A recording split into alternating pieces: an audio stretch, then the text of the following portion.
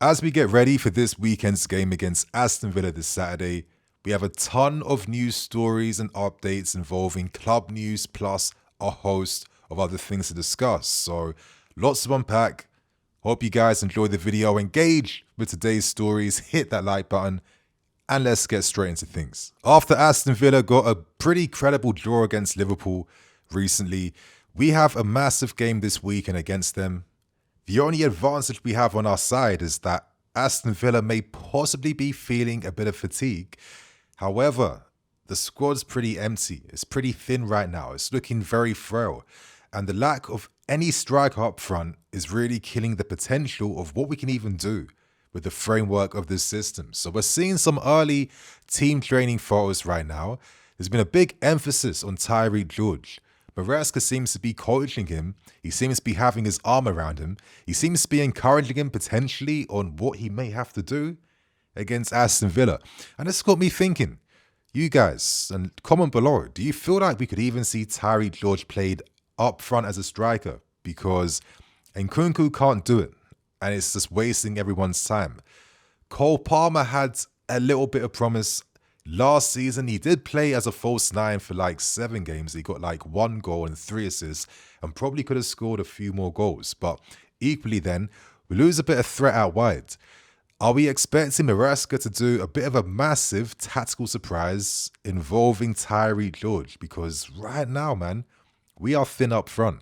But outside of that, you're seeing photos of Robert Sanchez. He's fully become Mr. Mastermind now. And man, anytime I see stuff like this, I feel like this communicates, expect to see Sanchez return back to the first team against Aston Villa, because when players, for some reason, want to get serious again and actually communicate that, for some reason, they always do something with their hair. And in the case of Robert Sanchez, I think he's finally said, you know what, why am I lying to myself? This hairline's not getting any stronger. It's not getting any better. Hopefully this bonus can be a distraction to put off opposition strikers when the headlights are just bouncing off the top of my bean. Hopefully these bean rays are going to go into the eyes of the opposition attacker and just completely put them off. I mean, I'm talking absolute nonsense right now, but I don't know, man. It's a bit worrying at the same time, right? So yeah, what do you guys think about that realistically? The last bit of team news. Noni Madueke is set to miss the next 4 games at least, and is set to return after international break in March. So that's something, at least I think it's a massive loss and L not to have Noni in the team. I know that he's come under fire. He's a young guy. He can be criticized. He's not in his final form yet. He has to get better. We all understand that. But comparing him to what we have, man, I mean, we can't act like he hasn't been offering us more than what the other wingers have been producing week in, week out. So when he went off against Brighton, any type of hope kind of just left me instantly. At least he won't be out for too long. Let's see what happens. But boys, girls, everyone else, you've seen the new team training kit this season. How do you guys think about the pink training kits? Is this something you like? Is this something you don't like? And if it's something you do like, don't forget to use my discount code NINI10 at checkout and use links below, of course, to potentially capture yours. So that's everything team news in preparation for Aston Villa. Now we turn our attention to Renato Veiga, and I have to say, I feel for this guy, man, after really starting to announce himself at Juventus. Surprising me, surprising a lot of us in terms of how he's being used and what he's doing. Unfortunately, he's picked up an injury, and it's being confirmed now that he's injured his tendon, and this is like the plantar gracilis near his hamstring. Listen, I'm no physio. I can't give you guys any more information around that. But anyway, the tendon in his right leg is currently injured. Juventus is still reevaluating things. Hopefully it won't be too serious. But we have to talk about the possibilities, because if this is a serious thing, realistically, he is having his loan spell cut short. And I'd imagine there'd be maybe certain clauses and stipulations that protect Juventus from paying the full 5 million loan fee. And obviously, Veiga then comes back. But that's my current hypothesis. Is there a possibility that Juventus still decide to keep Veiga because they're very happy with him? They're very impressed by him. One of the things that Thiago Motta absolutely loves about Veiga being introduced in this team is that now Juventus's backline can play closer to the midfield. Now, when he was at Bologna, he had Calafiori playing the libero role, a role that you don't really see defenders play too often. He had a lot of license to push and step into midfield, and Renato Veiga is the only one in Juventus' backline who can possess those similar capabilities and qualities. So could he potentially try and enforce Veiga to stay? Because during the January window, it was revealed that one of our original stipulations in the negotiations was to include a 33 million euro, buyout fee with bonuses on top. And in the end, Juventus forked up to 5 million euros up front and covered the entirety of Veiga's wages. So to think that we bought this guy for around 12 million, and we've covered 35% of his total fee 6 months later. I'm not going to gas it up because this type of business, I'm sorry, I'm not Southampton, I'm not these small clubs where I can be excited about the little bit of profit, which makes no difference because all the profit we're making isn't even being used to sign needle movers or big players. So I'm not here to gas that. But the reality simply is Renato Veiga's future at our football club is in doubt. Now, ironically, Italian reports, in case anyone starts to say PR this or whatever, Italian reports did mention the fact that Maresca is still a massive fan of Veiga and was actually pretty disappointed that Veiga decided to leave.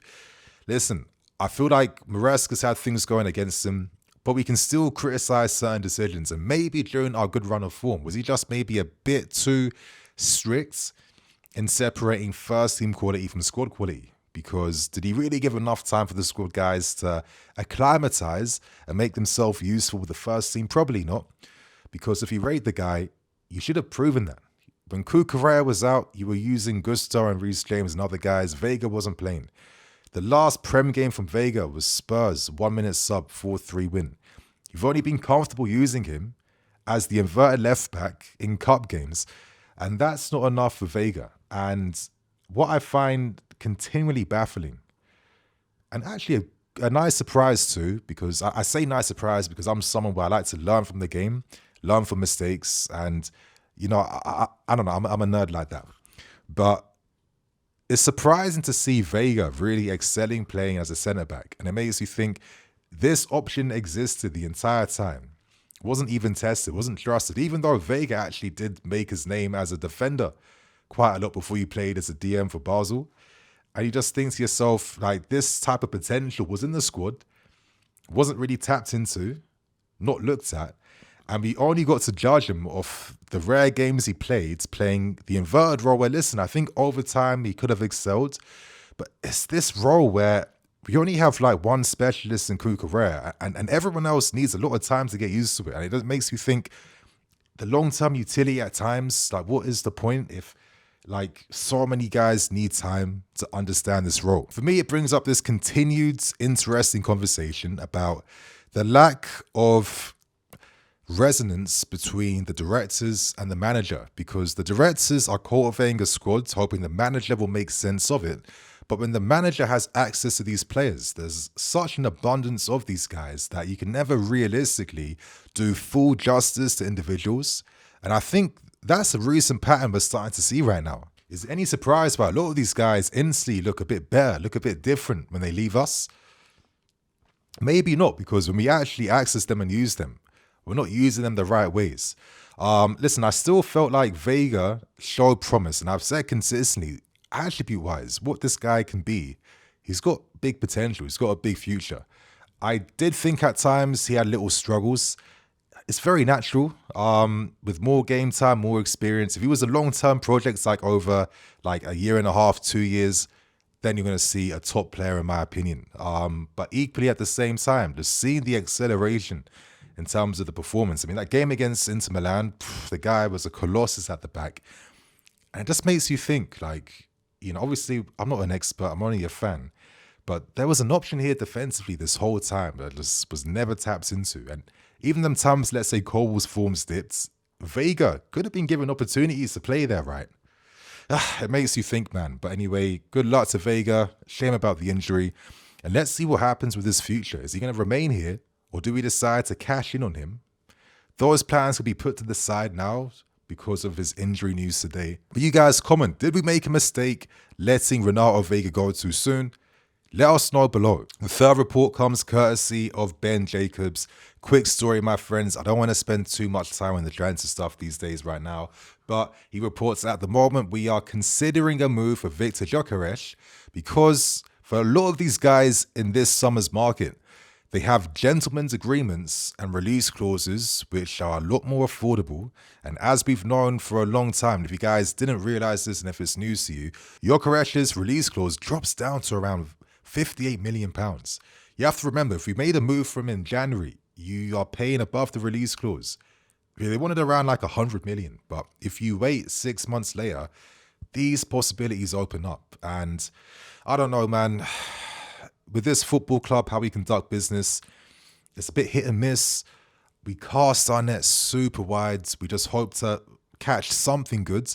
But I feel like at times we pay the price from a lack of focus. I say this because realistically, yeah, we'll look at Gyokeres, we're going to look at Setback, we're going to look at Liam Delap, probably Aston again.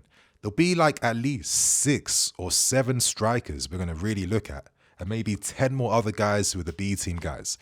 And we're going to spend all of our summer, all these months, trying to find who can come for the best price and just waste time.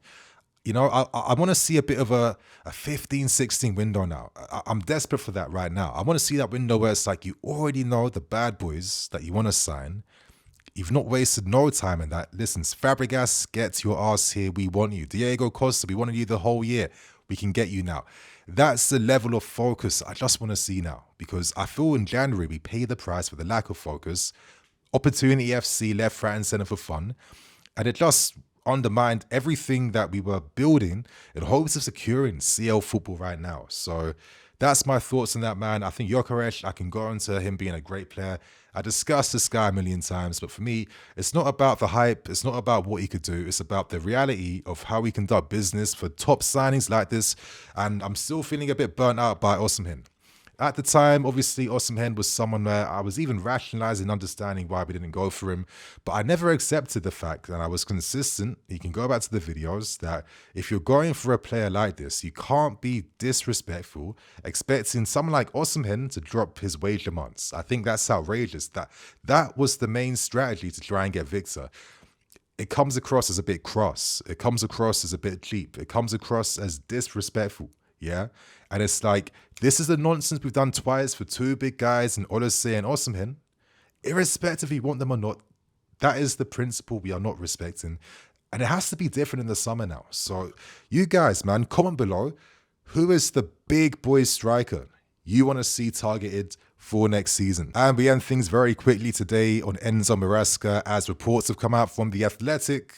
And we've seen interview clips from Goldstein, who was featured on Bloomberg, discussing the club are still supporting Enzo Maresca.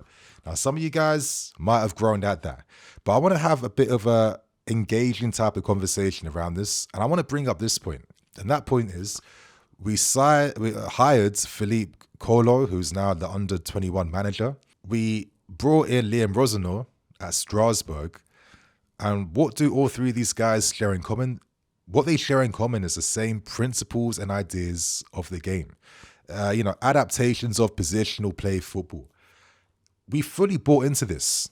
I think we confirmed this when we gave Maresca a 5-year deal. And if you hypothetically said, Maresca, get your board house out of this football club, like, who are you realistically going for? Like Mikel from Girona, making an ambitious move for Xabi Alonso, which I think this guy has bigger clubs on his mind.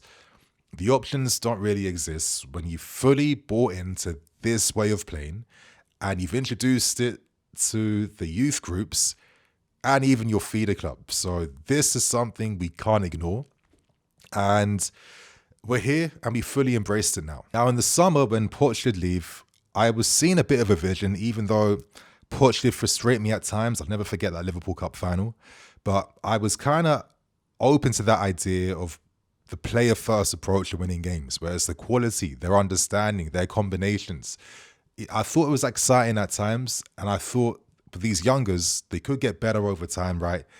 Even if experience was added with that as well too. But, we moved on from that, and we're introducing a more controlled style of play. But at the same time, I remember what I was saying during that great run of form. I remember what I was saying during our unlucky time of form. And get the difference between bad form and unlucky form, because during the unlucky form, we had refereeing decisions costing us in key moments, but most importantly, we weren't finishing our meals. We weren't finishing our meals, and that was the common criticism during the unlucky form before the bad form we are now in has taken over. And you're going to get into bad form if you haven't won a few games. That's how this game works. And when you're in that sunken place, it gets hard to come out of that. It's even harder when you're losing players left, right, and center. The squad's got smaller after January, and there's injuries to like 3 attacking players. It's not a great moment. But during that time, during the good parts of the season, I've seen enough adaptability that made me have an open mind towards Maresca, what he can do, the potential of how things can be. But I'm at a point right now, bro, where it's like, listen, yeah, this football club loves the idea of the manager, but they don't love backing them. They love the idea of what these guys do with other clubs, but when it push comes to shove, when it comes to building these clubs and squads in that image, we half-ass it. And we've done that since Sarri, we've done that for Tuchel, we've done that for a lot of managers, yeah? Let's keep it brutally real. Personally, from my point of view, I'm just getting a bit bored of seeing managers who never get to master their ideas here because they're out the door already. Someone, for God's sake, has to be given an opportunity at least to have some time to really work on things. And I don't know if it's by design or based on the fact that I'm tired of managers coming in, coming out, but I just want to see some continuity now. This model we're stuck with, we have to do full justice to this. It's not completely a mess, but it needs strategy. It needs the flipping directors working with the manager, getting him the guys he needs, getting a bit of experience for God's sake, you know? You need to balance it out. This is the strategy, the footballing part I want to see, yeah? We're past the point where the players can do it themselves or the manager can be a 10 out of 10 guy week in, week out. The top, they have to come. They have to come and bring that balance and make it work now. That is the real challenge here. So on one hand, I guess it's good for Maresca's confidence that he's still backed. But on the other hand, the possibility is if Maresca wasn't able to make sense of things going on, the future gets a bit scary, right? And who knows what happens from that point forward. So that's all the news stories. Get involved in the conversation. I will see you guys tomorrow with the preview plus another video I'm working on. Catch you all soon. Cool.